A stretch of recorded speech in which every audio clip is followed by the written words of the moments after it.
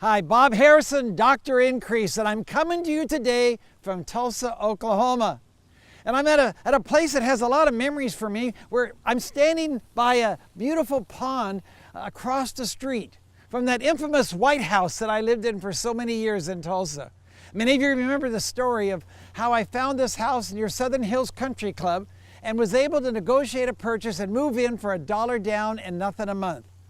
And for many years, this was our residence, and we raised the kids here. The corner room, as you see, we added that, and that was my office. And my desk would look out through those glass doors, windows all around it, and I would see this pond every day. And in the pond, I would notice ducks, and they would float around, and that's what I want to talk to you about today. I want to talk to you about ducks, and how an understanding of ducklings and duck could revolutionize your future. Change. What a powerful word. Without change, you're going to be a one-seasonal success. Without a thinking and an attitude of change, you're going to stagnate. Without a thinking and attitude of change, you're going to be left behind. Without an attitude of change, you're going to be trying to sell today's product and today's message with yesterday's thinking, and it's not going to work. But in the personal arena, without change, you're going to get trapped. You're going to get trapped in limiting beliefs. You're going to get trapped in negative experiences. You're going to get trapped in wrong thinking. And this duckling represents change to me. And I'll tell you why. Years ago, there was a very famous person named Dr. Konrad Lorenz. He did experiments on animals and trying to better understand human behavior. And one of his experiments was with ducks and ducklings. He noticed that when ducklings would break out of their shell, the first thing that they did was they would waddle over to Mother Duck. Many of you have seen that. The little ducklings following Mother Duck as a line wherever they go. And he asked himself this question. If when the ducklings break out of the shell, what if there is no Mother Duck there? What would the ducklings do? So Dr. Lorenz did this experiment. He artificially incubated some eggs. And then when they began to break out of the shell, the little ducklings, he made sure that there was no Mother Duck in the lab. Instead, he walked around the lab and he made duck noises. Quack, quack, quack, quack, quack, quack. And the little ducklings followed him. In the absence of the real, they grabbed a hold of the fake. And they perceived that to be real. It was imprinted in their mind. This is Mother Duck. Now here's the key to the experiment. Then he brought the real Mother Duck into the lab, and she walked around the lab, walked around the little ducklings making all this noise, and they ignored her. Because once the belief was established that the doctor was Mother Duck, they rejected the real even when it came into the room. And that is the challenge that we have with change. See, we say, oh, I want to change. I want to break these limiting beliefs. I want to get rid of this bad habit. But see, life does not take place in a vacuum. There's always going to be resistant forces. And one of the greatest resistant forces to change is that first impression, that first implantation into our brain of what is real. And because, see, the subconscious mind can only function with one belief.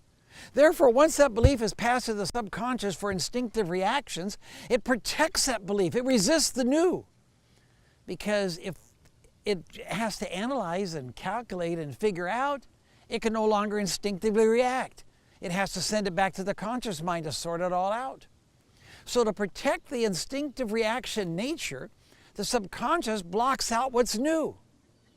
And here's the problem. What if the first impression, like with the ducklings, was wrong? And now the new is trying to get in, and it's being resisted. Because that first impression, that first implantation on the memory tissues of the brain becomes the interpreter for that subject area. So that's why sometimes we can make a change with decisions. The doctor says, you know, you got to change this and do this, or this is going to happen. And we say, okay. Or you got to do your diet, okay. But a lot of times change is rough. And it's tough, and that's why many people don't succeed. They're not willing to pay the price of change. They're not willing to go through the discomfort of change. They're not willing to go through the uncertainty of change. Instead, they hunker down and accept the mediocre, accept where they are, accept the negative, accept the limiting beliefs. Where all the time a new life is waiting for them if they'll just go through a temporary season of discomfort, a temporary season of change. And so I encourage you today, get an awareness. Do you have habit patterns? Do you have limiting beliefs? Do you have wrong thinking from the past, from your childhood or somewhere else that somebody's put on you or you mistakenly put on yourself? And might they be holding you back? And you've tried to change and you don't know why it hasn't worked? It hasn't worked because you haven't dealt with the resistance. I went through this when I took over the Chrysler dealership. And we're having instantaneously great success. And I'm fighting my old thinking, my old beliefs that said he's the God of just enough. And I'm living a life of more than enough. Am I experiencing guilt? And I had to first of all discover that he was El Shaddai, not El Cheapo. He was the God of more than enough. But that discovery wasn't enough. Because, see, that old belief resisted. That old belief didn't want to let go. And so I had to put myself on a program. And maybe that's what you need to do. Let me tell you about my program. What I did, number one, I went and got Bible verses on increase and abundance. I wrote them down on 3x5 cards, and I began to confess them. So maybe you need to get a sheet or cards of confession, or put some confessions on your front of your iPhone or whatever it might be, and start confessing either verses or positive affirmations wherever you're at, and start saying that I'm believing I can overcome that. Greater is he that's in me than he that's in the world, or whatever affirmations will work for you. Repetition is the number one way we got a belief. It's the number one way we can change a belief. So find some way that you bring repetition in of where you want to go and what you want to do. Another thing is you have to add emotions, because some beliefs can't be changed by thinking. They got an emotion attached to them. There was an emotional experience when that belief was established. And you can't get rid of something intellectually that is rooted in emotions. So maybe you just need to go and find what are the positive emotions. What emotions are the opposite of the emotions that are holding you back? If the emotion of holding you back is fear of running out, then bring positive emotions of generosity, positive emotions of giving. If you had a negative experience, like I have a close friend of mine, afraid of flying. One person has died in a commercial plane wreck in the last 9 years. Think of that. All the flights in America, and one has died in 9 years, and that person's afraid to fly. I can talk to them, I can give them statistics, it doesn't change. But if I could emotionally change that negative experience to a positive experience, instantly that fear will go away. So maybe you have a dream. Maybe it's a dream of a car. Go down and sit in a car, take pictures of the car and put them up in your refrigerator or whatever. Create a dream board so that you're now not just doing something intellectually, but now you're adding feeling to it. And then you add the feeling to it, there's a power to it. And there's some beliefs that can't even be gotten rid of with strong feeling because they have a spiritual lock. And for that reason, I believe that prayer and praise is such a key part of change. And as you begin to praise and thank God and bring that higher power into your situation and say, God, I believe that you can break it. I can't do it on my own, but you can help me.